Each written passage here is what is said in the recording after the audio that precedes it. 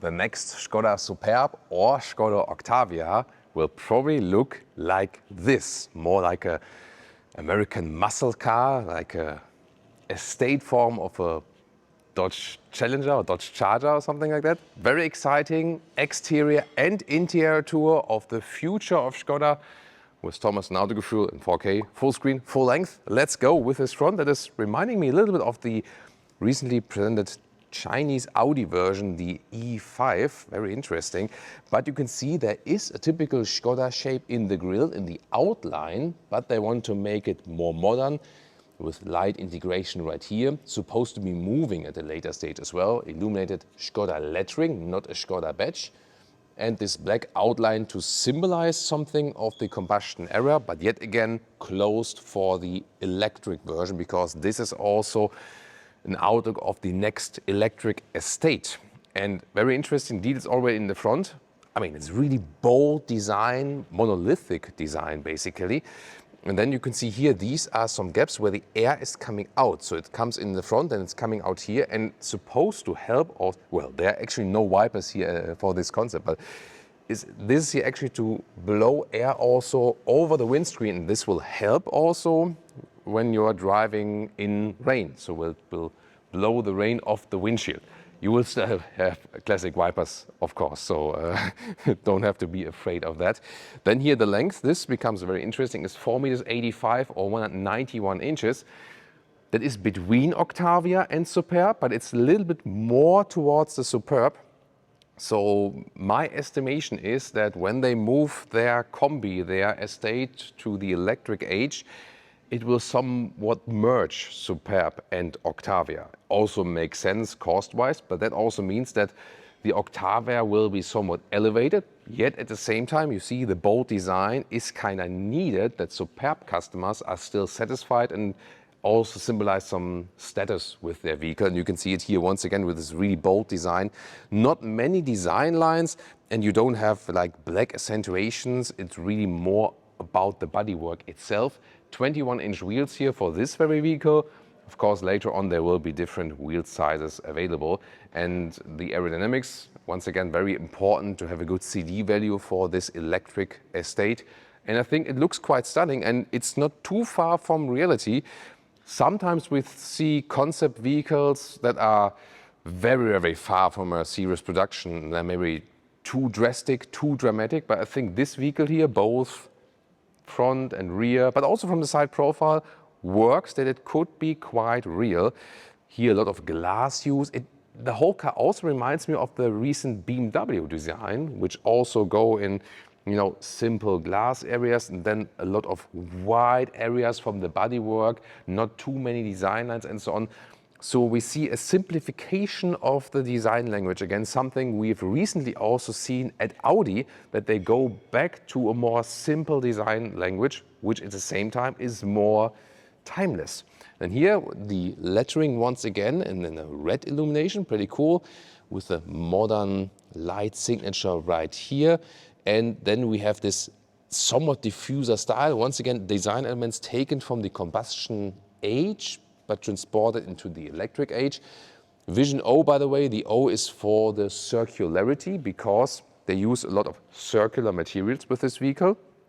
For example, also that you plan a car, maybe like for a different lifespan and so on, but then later on, when the car will be recycled at some point, that you already plan the materials, both exterior and interior, that they can be recycled in an easier way later on, for example, using mono materials. And this is a very interesting aspect, going even further in the sustainability aspect of the vehicle. But I think the most aspect here for the exterior, the interior will come very soon, is that it looks really bold and striking from the exterior. It can combine both Superb and Octavia in one. And I think that both customers would be somewhat happy with that. And what can we say about the technical facts? This vehicle here will be using a completely new platform in the Volkswagen Group, a platform that will also house 100 kilowatt hours plus batteries. That is a very important thing, of course. So on the one hand, this will also be a range EV. On the other hand, it's also conceivable that they do not only do a platform with electric only, but a platform that will also house combustion engines as well. So more, going this dual way. Exact figures and details are not out yet, but this is like a first outlook, and will also present you soon more other concept vehicles from the Volkswagen Corporation that will also present different concepts. Now we can open the electric hatch. We also have some help here from Jakob from Skoda, who's keeping us the trunk open. And then we see here, this is my suitcase, easily fits in. Then we have a meter or 40-inch in length and also approximately in width. Interesting design details here. 650 liters, that is. And of course, you will be able to fold the seats then later on. And the thing is that the size here of 650 liters, that is a little bit closer to the Octavia than the Superb. Here you will have storage for the charging cables, for example, also indicated right here. And of course, as soon as this car is more final, we'll give you another insight. And now to the interior of the next Superb or Octavia. So many interesting details to cover right here. And once again, some elements are maybe a little bit far, but a lot of elements are very, very close to the next Skodas in production. And once again, why is it so important?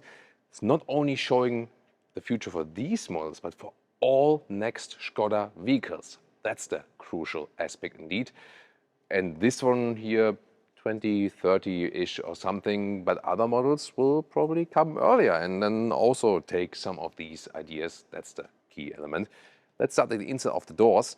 Here they use a new kind of microfiber, and this is 65% plant share, and it also has, in this case here, like a shiny effect, and it's maybe like a mix of microfiber and not exactly this Neotex neoprene approach, something different. It has like a paper-ish visual touch to it. It's very interesting. These will be cup holders where you can just press and then they come out. Interesting fabric use, and then also indirect ambient lighting here. Here there will be still real buttons, for example, for the window levers. That's interesting. And when we move to the rear doors, which will not be a suicide door, but a real proper door, here once again, this nice fabric being used. We don't see black plastic or something, or high gloss black. Here as well, the nice ambient lighting, more cup holders. And all the elements where you can see these here, this is just the indication for this hand-built car here. This is where you can actually pull out things. There's also a concept that, hey, there's a light, and then you can pull out and use it as a torch. And there will be more elements like here in the middle console. You can see here, there's like a speaker, like a Bluetooth speaker, and you will be able to just put this speaker out and then, maybe use it for a picnic session or something like that. It's pretty interesting. Oh, by the way, here also dual lamination for the windows, that it is also silent on the motorway at high speeds. Then this new steering wheel also has this new plant-based microfiber share. A very interesting shape, combining like a modern look, but at the same time not too complicated.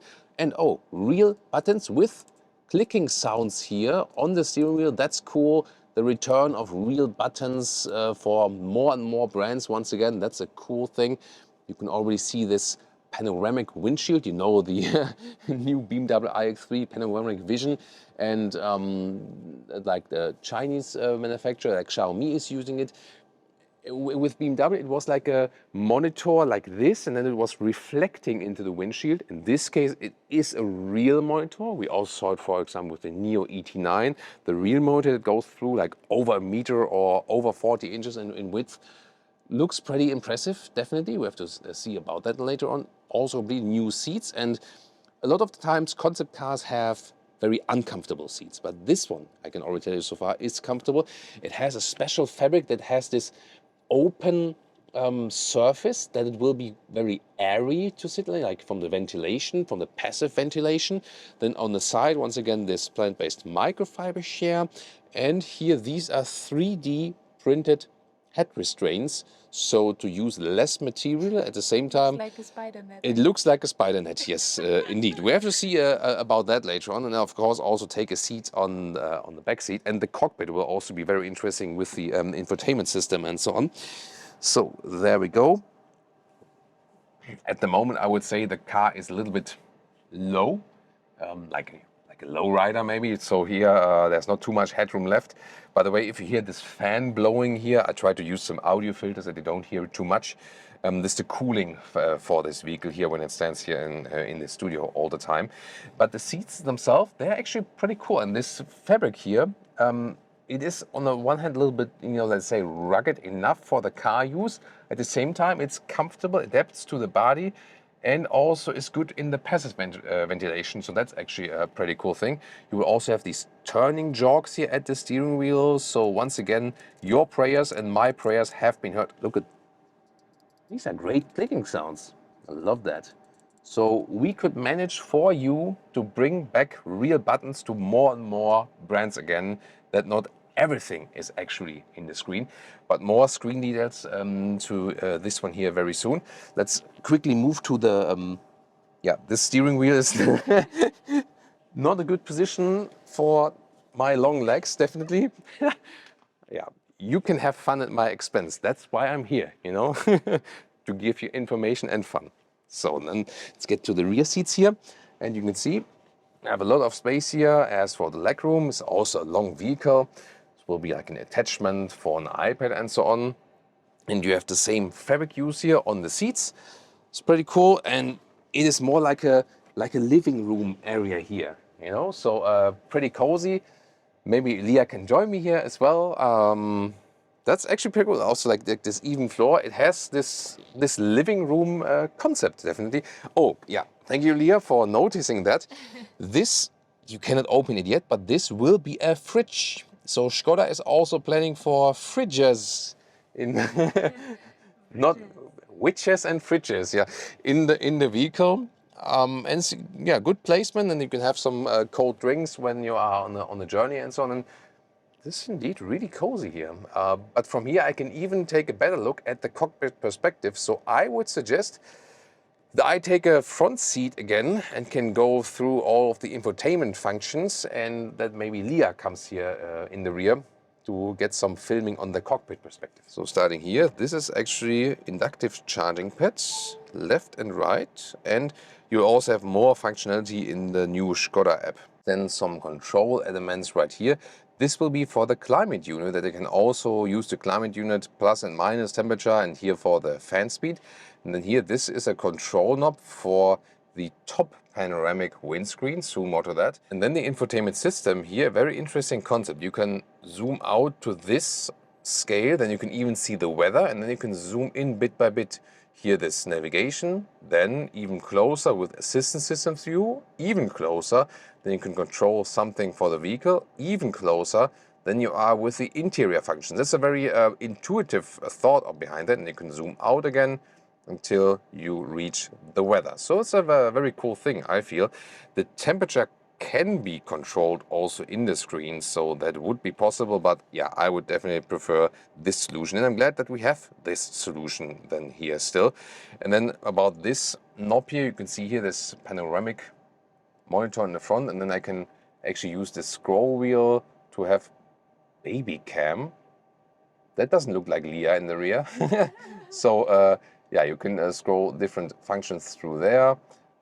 There will be some animations for the range and so on.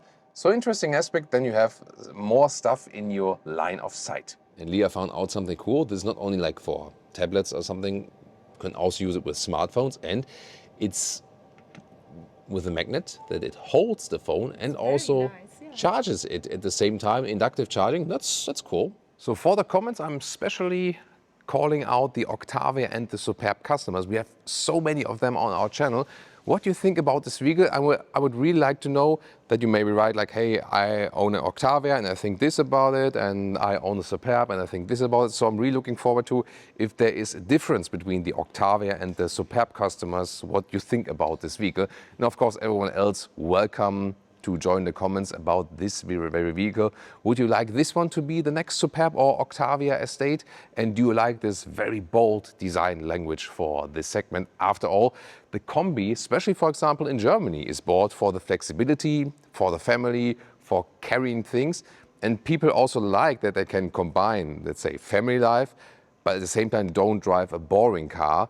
but have something special and something fun. That's why also the VRS models of Skoda are also very popular, and we have a lot of them right here.